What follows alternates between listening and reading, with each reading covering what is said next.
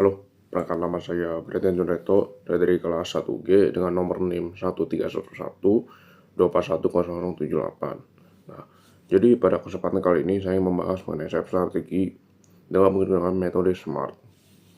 Yang pertama dari kata S terlebih dahulu, yaitu adalah spesifik, di mana apakah goals dan juga dream saya.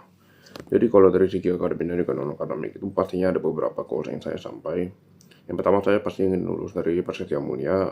Nah, dengan adanya lulusan ini, saya juga memiliki ilmu yang cukup untuk mulai berbisnis sendiri.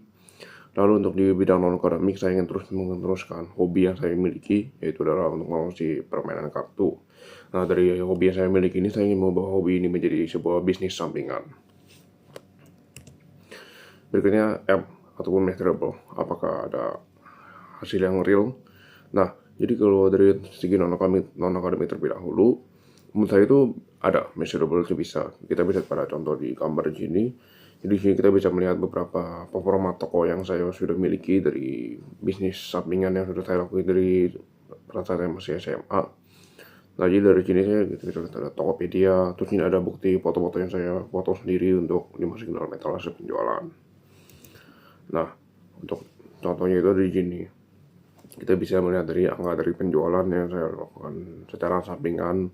Jadi kita bisa lihat ada penjualan di tanggal 26 Oktober, tanggal 6 November, dan juga ada banyak tanggal-tanggal lainnya. Jadi ya bisa dicapai, bisa ada measurable-nya, jadi ada pengukuran yang setara. Jadi bukan hanya semena-mena saja.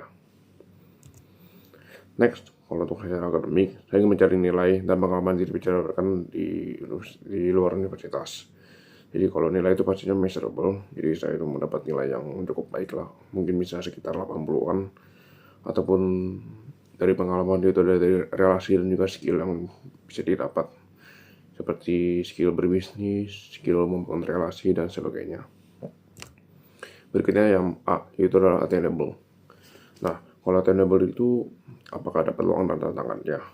Nah, kalau menurut potensi dari segi non-akademik ini, sebenarnya itu untuk bisnis ini itu udah ada yang bisa berjalan di Indonesia.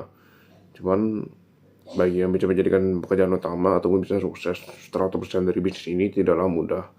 Jadi pasti bisa digapai, namun ada tantangan yang harus dilewati.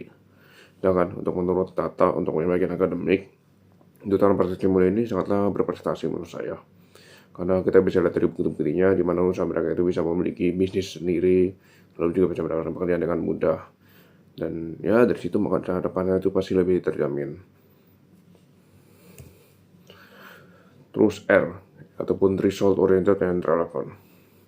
Nah, kalau dari result oriented yang ini, dari segi akademik itu ya pasti saya mendapatkan nilai dan juga ilmu yang sangat baik. Untuk targeting nilai saya itu kira 80-an untuk rata-rata dari semuanya. Terus saya juga ingin mendapatkan skill, yaitu adalah public speaking, yang pastinya sangat berguna bagi dalam bisnis ini. Terus untuk segi non-akademik ini, saya ingin menghasilkan keuntungan yang cukup untuk jadikan modal kembali. Jadi dengan saya menjual, lalu saya membeli lagi, menjual, membeli lagi. Jadi dengan modal yang sama bisa saya kembangkan menjadi bisnis yang lebih tinggi lagi. Jadi pelan-pelan membangun, ada result yang jelas. Terus terakhir adalah time bound. Bagaimana sih pembagian waktunya? Kalau dalam ini pastinya sangat jelas.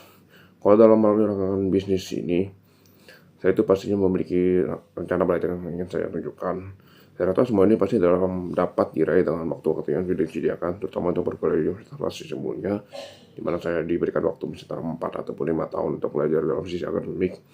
Jadi belajar itu pasti tidak ada yang instan, namun bagaimana cara kita bisa memahami pembelajaran tersebut dan juga bisa digunakan sebagai ilmu. Jadi untuk segi akademik itu, time bound itu ada di diri kita sendiri. Dan untuk non-akademik ini saya rasa juga tidak ada batasnya. Karena hobi itu pastinya akan saya terusin secara langsung. Dan saya rasa juga tidak akan pernah berhenti. Mau gagal ataupun berhasil, tapi tetap akan saya lanjutkan hobi ini. Ingat, tidak ada yang instan, karena membangun trust itu tidaklah mudah. Nah, dari SWOT, kita lihat dari strength sini. Yaitu orang yang berkompeten, yaitu bisa mengeluarkan isi hati saya dengan baik. Tapi kalau dari bisnis saya itu, saya orangnya itu agak terlalu kurang open mind, jadi agak susah untuk membangun relasi. Dan kalau untuk opportunity ini dari akademik dan non-akademik ini, sebenarnya dari non-akademik itu sebenarnya kita opportunity itu banyak ya, dimana kita bisa melihat peluang bisnis yang cukup besar, terutama di Indonesia karena masih segelintir orang saja yang dalam bisnis ini, jadi bisa terus dikembangkan dalam waktu yang terus berjalan. Tapi untuk trade dari sini ya karena ini masih baru, jadi tidak bisa terlalu menjamin apakah bisnis ini dapat berjalan dengan lancar. Jadi harus ada tantangan dan juga yang kita harus jalani. Nah ini terakhir dari sisi poin Amerika ini, menurut observation report yang saya dapat di sini, yaitu harus bisa memiliki kemampuan yang ditingkatkan, yaitu adanya pengembangan kemampuan untuk bisa meyakinkan dan mempengaruhi teman dalam satu tim. Jadi saya itu harus bisa lebih open mind dan juga harus bisa membangun relasi.